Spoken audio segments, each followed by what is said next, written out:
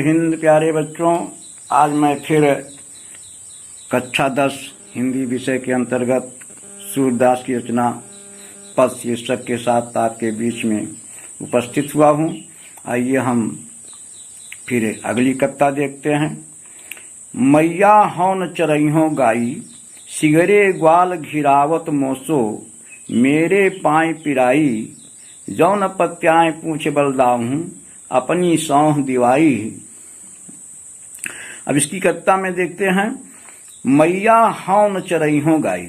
हम बताना चाहेंगे इसके पहले की जो कविता हमने पढ़ा उसमें बालक श्री कृष्ण अपनी माता यशोदा से हठ करते हैं और जिद करते हैं गाय चराने जाने के लिए। और एक दिन जब वो अपनी गायों को चराकर वन से वापस अपने घर आते हैं तो अपनी माता यशोदा से गाय चराने के लिए इनकार कर देते हैं। और इसका कारण क्या है, इसी बात का वर्णन कवि ने प्रस्तुत कविता में किया है। तो मैया हौन चरइहों गाई, बालक श्री कृष्ण अपनी माता यशोदा से कहते हैं कि हे माता, हौन चरइहों गाई। हौं माने मैं, ना माने नहीं, चरइहों गाई, गाय चराऊंगा। हे माता, अब मैं गाय चराने नहीं जाऊंगा। सिगरे ग्वाल घिरावत मोसो, कारण बताते हैं आखिर गाय चराने क्यों नहीं जाएंगे। तो कहते हे माता, अब मैं अपने गायों को नहीं चराऊंगा, गाय चराने नहीं जाऊंगा। सिगरे ग्वाल, सिगरे माने सारे, ग्वाल ग्वाल बाल, घिरावत मोसो, घिरावत माने घिरवाते हैं, हकवाते हैं। अरे सारे ग्वाल बाल मुझसे गाय हकवाते हैं, गाय घिरवाते हैं। मेरे पाए पिराई, और गाय हाँकते हाँकते मेरा पैर दर्द करने लगता है। तो फिर से देखें, बालक श्री कृष्ण अपनी माता यशोदा से कहते हैं कि हे माता, मैया हौन चरइहों गाई। हे माता, अब मैं गाय चराने नहीं जाऊंगा। सिगरे ग्वाल घिरावत मोसो, मोसो माने मुझसे, घिरावत माने घिरवाते हैं, ग्वाल माने ग्वाल बाल, सिगरे माने सारे, सारे ग्वाल बाल मुझसे गाय घिरवाते हैं। मेरे पाए पिराई, जिससे मेरे पैरों में दर्द होने लगता है या मेरा पैर दर्द करने लगता है। जौन पत्याएं पूछ बलदाहूं। हे माता, या तुमको मेरी बातों पर विश्वास ना हो, पत्याह पूछ बलदाहूं, पत्याह माने विश्वास, पूछ माने पूछ लो, बलदाहूं बलदेव भैया से, बलराम भैया से अपनी सौंह दिवाई, अपनी सौगंध देकर। हे माता, या तुम्हें मेरी बातों पर विश्वास ना हो तो अपनी कसम दिलाकर बलदेव भैया से पूछ लो। कहने का भाव है, बालक श्री कृष्ण अपनी माता यशोदा से कहते हैं कि हे माता, अब मैं गाय चराने नहीं जाऊंगा, क्योंकि सारे ग्वाल बाल मुझसे गायों को घिरवाते हैं, जिससे मेरा पैर दर्द करने लगता है। हे माता, या तुम्हें मेरी बातों पर विश्वास ना हो तो बलदेव भैया के अपनी सौगंध देकर पूछ लो। यह सुन माई यशोदा ग्वालनी, गारी देत रिसाई, मैं पठवत अपने लड़का को, आवे मन बहराई, सूर श्याम मेरो अति बालक, मारत ताहि गाई। फिर सूरदास जी कहते हैं, बालक श्री कृष्ण की बातों को सुन करके या बालक श्री कृष्ण की शिकायत को सुन करके, यह सुन माई यशोदा, बालक श्री कृष्ण की बातों को सुन करके माता यशोदा ग्वालिन गारी देत रिसाई, रिसाई माने रिस से यानी क्रोध से भरकर ग्वाल बालों को गाली देते हुए कहती हैं, मैं पठवत अपने लड़का को, मैं तो अपने लड़के को केवल इसलिए गाय चराने भेजती हूँ, आवे मन बहराई, ताकि उनका मन बहल जाए। या मैं अपने लड़का को मन बहलाने के लिए गाय चराने वन में भेजती हूँ। सूर श्याम मेरो अति बालक, सूरदास जी कहते हैं, माता यशोदा कहती हैं, श्याम मेरो, मेरा कृष्ण है, अति बालक, अभी छोटा बालक है, मारत ताहि गाई, और ये ग्वाल बाल उसे दौड़ा दौड़ा कर थका देते हैं। मारत माने थका देना, रिगाए माने दौड़ा दौड़ा कर। तो मेरा कृष्ण है अभी तो छोटा बालक है और ये ग्वाल बाल इसे दौड़ा दौड़ा कर थका देते हैं। एक बार सरल करिए। बालक श्री कृष्ण अपनी माता यशोदा से कहते हैं कि हे माता, अब मैं गाय चराने नहीं जाऊंगा। सारे ग्वाल बाल मुझसे गायों को घिरवाते हैं जिससे मेरा पैर दर्द करने लगता है। हे माँ, यदि मेरी बातों पर तुम्हें विश्वास ना हो तो अपनी सौगंध दिलाकर बलदेव भैया से पूछ लो। कृष्ण की बातों को सुनकर माँ यशोदा गुस्से से भरकर ग्वाल बालों को गाली देते हुए कहती हैं, मैं तो अपने पुत्र को इसलिए भेजती हूँ कि वह जाकर अपना मन बहलाए। लेकिन सूरदास जी कहते हैं, माता यशोदा कहती हैं, मेरा कृष्ण तो अभी छोटा बालक है और ये ग्वाल बाल उसे गायों के पीछे दौड़ा दौड़ा कर थका देते हैं। अब इस कविता का काव्यगत सौंदर्य हम देखेंगे। प्रस्तुत कविता में बाल स्वभाव तथा वात्सल्य का बड़ा ही मार्मिक वर्णन हुआ है, ब्रज भाषा का प्रयोग हुआ है और मनोविज्ञान का स्वाभाविक चित्रण हुआ है। अब इसी क्रम में हम दूसरी कविता देखते हैं। अब हम सूरदास की अगली रचना की ओर बढ़ते हैं। सखीरी मुरली लीजो चोय, जिन गोपाल कीन्हें अपने बस, प्रीत सबन की तोय, छिन एक घर भीतर निस्वासर, धरत न कबहूँ छोय, कबहूँ कर कबहूँ अधरनि, कट कबहूँ खोसत जोय, ना जानो कछ मेल मोहिनी, राखे अंग अंग भोरी, सूरदास प्रभु को मन सजनी, बध्यो राग की डोर। इसका हम शब्द अर्थ देखते हैं। मुरली, मुरली माने बांसुरी या बंसी। चोरी माने चुरा लेना। जिन माने जिस, गोपाल श्री कृष्ण के लिए कहा गया है। किन्हें माने कर लिया है, अपने बस, अपने बस में। प्रीत माने प्रेम, सबन माने सबकी, तोड़ी माने तोड़कर। छिन एक यानी एक क्षण के लिए अथवा क्षण भर के लिए, घर भीतर, घर भीतर, घर के अंदर।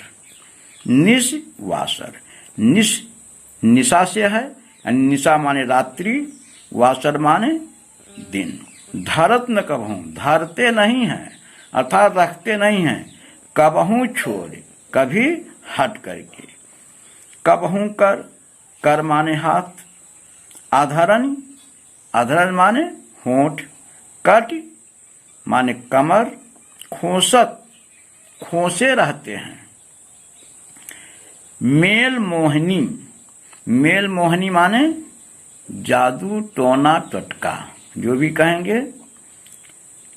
राखे अंग अंग, राखे माने रख लिया है अर्थात बस में कर लिया है। अंग अंग, अंग अंग को, प्रत्येक अंग को, अंग प्रत्यंग को। बध्यो माने बधा हुआ है। राग की डोरी, राग माने प्रेम, डोरी माने डोरी। तो इसकी हम व्याख्या देखते हैं। सखीरी मुरली लीजो चोरी। अब इसके पहले हम व्याख्या के पहले इसका प्रसंग बताएंगे। अभी ऊपर की कविता में हमने पढ़ा कि श्री कृष्ण का बाल लीला का वर्णन किया गया है, लेकिन थोड़ा यहाँ प्रसंग बदल रहा है।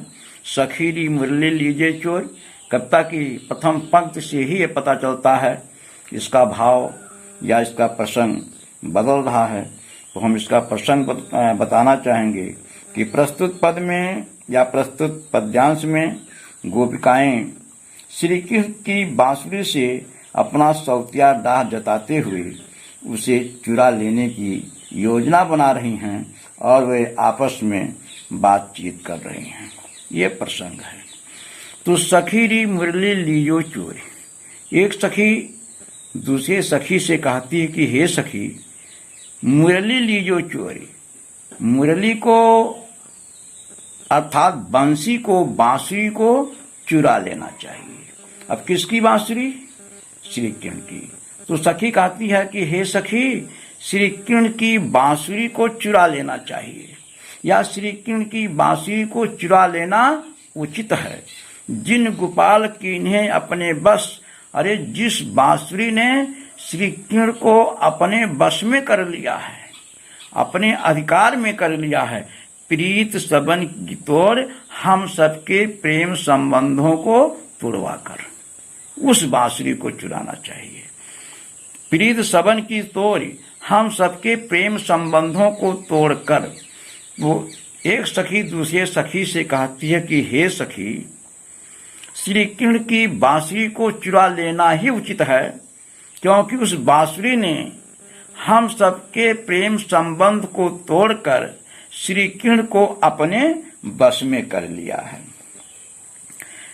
छीन एक घर भीतर निस्वासर, धरत न कबहू छोर। फिर आगे कहती है श्री कृष्ण बांसुरी के प्रेम में ऐसे आसक्त हो गए हैं कि घर बाहर दिन रात वो हमेशा अपने साथ लिए रहते हैं। एक क्षण के लिए भी वो उस बांसुरी को अपने से दूर नहीं करते हैं। छीन एक घर भीतर निस्वासर, धरत न कबहू छोरी। श्री कृष्ण उस बांसुरी को पल भर के लिए भी, क्षण भर के लिए घर के अंदर दिन रात वो अलग नहीं रखते हैं।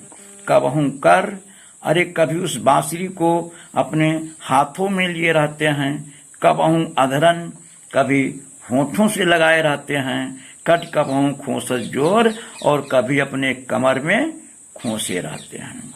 ना जानो कुछ मेल मोहनी, राखे अंगंग भोरी। फिर कहती है कि हे सखी, उस बांसुरी ने पता नहीं कौन सा जादू टोना कर दिया है, राखे अंगंग भोर, कि श्री कृष्ण का अंग अंग उस बांसुरी में आकर्षित हो गया है। सूरदास प्रभु को मन सजनी, बधो राग की डोर। सूरदास जी कहते हैं कि सखियां कहती हैं कि मेरे प्रियतम श्री कृष्ण का मन तो बांसुरी के प्रेम की डोरी से बंध गया है। तो सरल करिए कि हे सखी, श्री कृष्ण की बांसुरी को चुरा लेना ही उचित है, क्योंकि इस बांसुरी ने श्री कृष्ण को हम सबके प्रेम संबंधों को तोड़कर अपने बस में कर लिया है।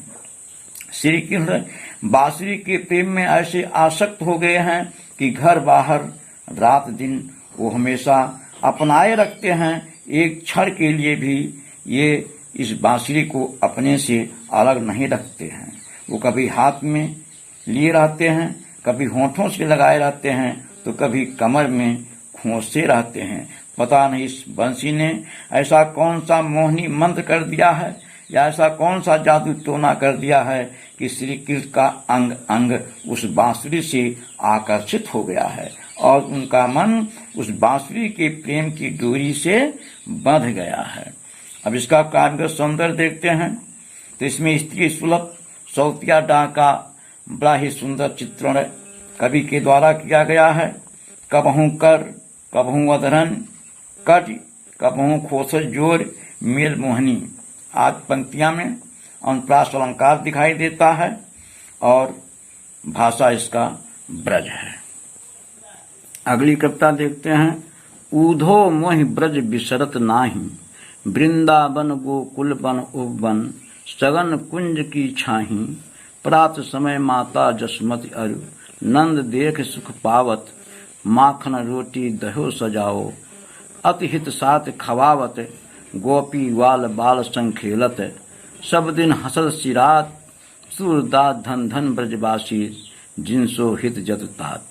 अब इस कविता का हम प्रसंग देखेंगे।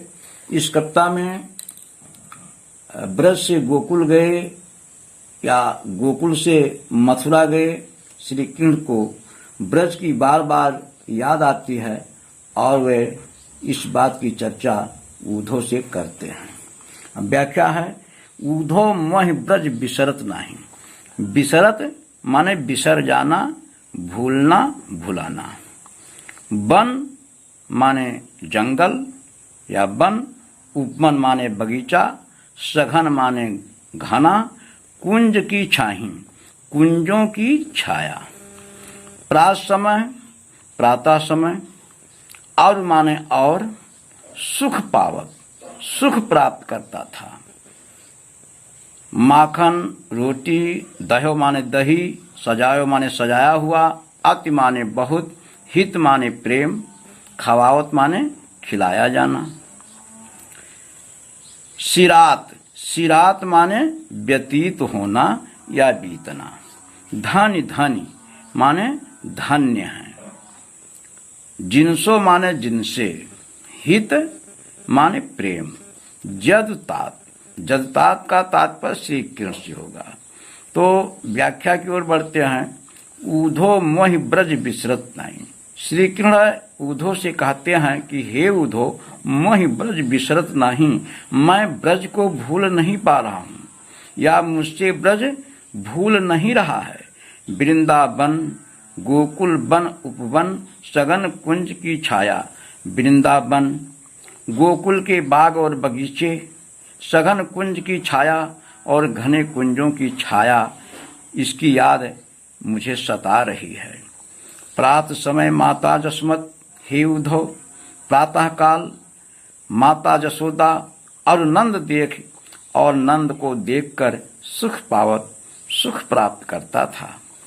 माखन रोटी दह्यो सजायो, हे उद्धव, माता जसोदा सुबह सुबह ही मक्खन रोटी और सजाई हुई दही अतिहित साथ खवावत बड़े ही प्रेम से खिलाया करती थी। गोपी ग्वाल बाल संग खेलत, उद्धव गोपियों ग्वाल बालों के साथ खेलते खेलते सब दिन हंसत रात सारा दिन हंसते हंसते बीत जाता था। सूरदास धन धन ब्रजवासी, सूरदास जी कहते हैं कि ब्रजवासी धन्य हैं जिनसो हृदय जसतात, जिनका श्री कृष्ण से ऐसा प्रेम है। तो सरल करिए। एक दिन उद्धव से श्री कृष्ण कहते हैं कि हे उद्धव, मोहि ब्रज विसरत नहीं, मैं ब्रज को भूल नहीं पा रहा हूँ, अर्थात मुझे बार बार ब्रज की याद आती है। वृंदावन गोकुल उपवन, वहाँ का वृंदावन गोकुल के बाग और बगीचे, सघन कुंजों की छाया, ये सब मुझे याद आ रही है। प्रातः काल ही माता जसोदा और नंद बाबा को देखकर सुख प्राप्त करता था। हे उद्धव, माता जसोदा मक्खन रोटी और सजाई हुई दही बड़े ही प्रेम से मुझे खिलाया करती थीं। गोपियों ग्वाल बालों के संग खेलते खेलते सारा दिन हंसते हंसते बीत जाता था। सूरदास जी कहते हैं कि ब्रज के वासी धन्य हैं जिनके साथ भगवान श्री कृष्ण इतना प्रेम रखते हैं, अथवा जिनसे श्री कृष्ण का इतना प्रेम है। अब इसका हम काव्यगत सौंदर्य देखेंगे। इसमें श्री कृष्ण का मातृभूमि ब्रज के प्रति अनुराग का वर्णन सूरदास जी ने किया है। ब्रज विसरत वन उपवन सघन गोपी ग्वाल, इन पंक्ति में अनुप्रास अलंकार दिखाई देता है। भाषा इसका ब्रज है। हाँ, इसी क्रम में हम अब अगली रचना देखते हैं। उद्धव मन न भये 10-20, एक हुतो सु गयो श्याम संग, को औराधय ईश, इंद्री शिथिल भई केशव बिन, ज्यों देही बिन शीश, आशा लागे रहत तन श्वासा, जीवहि कोटि बरीस, तुम तो सखा श्याम सुंदर के, सकल जोग के ईश, सूर हमारे नंदन बिनु, और नहीं जगदीश। अब इस कविता का हम प्रसंग देखते हैं। प्रस्तुत कविता में कवि ने बताया है, या कवि ने कहा है कि उद्धव मथुरा से गोकुल में गोपियों के पास योग का संदेश लेकर के आते हैं, और उनके द्वारा दिए गए योग की शिक्षा को ग्रहण करने में गोपियां अपनी असमर्थता व्यक्त करती हैं। उद्धव मन न भये 10-20, गोपियां उद्धव से कहती हैं कि हे उद्धव, मन न भये 10-20, 10-20 मन तो होता नहीं है, अर्थात हमारे पास 10-20 मन तो नहीं है। एक हो तो मेरे पास एक ही मन था, सो गयो श्याम संग, वह श्री कृष्ण के साथ चला गया। अर्थात गोपियां उद्धव से कहती हैं कि हे उद्धव, हमारे पास तो 10-20 मन है नहीं, ये कहीं मन था, वह श्री कृष्ण के साथ चला गया, को औराध ईश, तो किस मन से निराकार ब्रह्म की उपासना करूं, आराधना करूं। इंद्रिय शिथिल भई केशो बिन, हे उद्धव, श्री कृष्ण के बिना हमारे शरीर की इंद्रियां शिथिल हो गई हैं। ज्यों देहि बिन शीश, हमारी तो वही दशा है जैसे बिना सिर के शरीर का होता है। आशा लाग रहत तन श्वासा, अरे उनके लौट आने की आशा में ही मेरे शरीर में श्वास चल रहे हैं। जीवन कोटि बरिस, और इसी आशा में अर्थात उनके लौटने की आशा में ही हम लोग करोड़ों वर्ष जीवित रह लेंगे। तुम तो श्याम सखा सुंदर के, हे उद्धव, तुम तो सौंदर्यशाली श्री कृष्ण के मित्र हो, सकल योग के ईश और समस्त योग के स्वामी हो।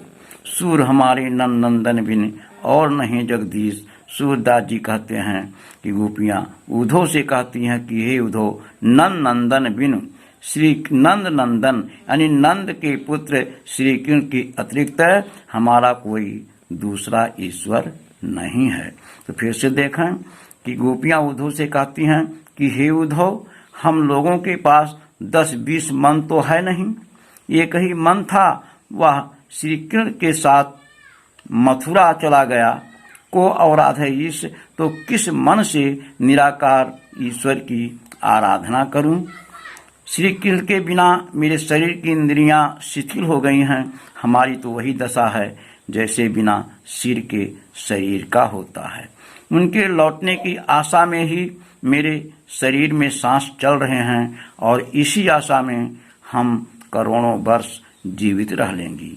हे उद्धव, तुम तो सौंदर्यशाली श्री कृष्ण के मित्र हो, सकल योग के ईश और समस्त योग के स्वामी हो।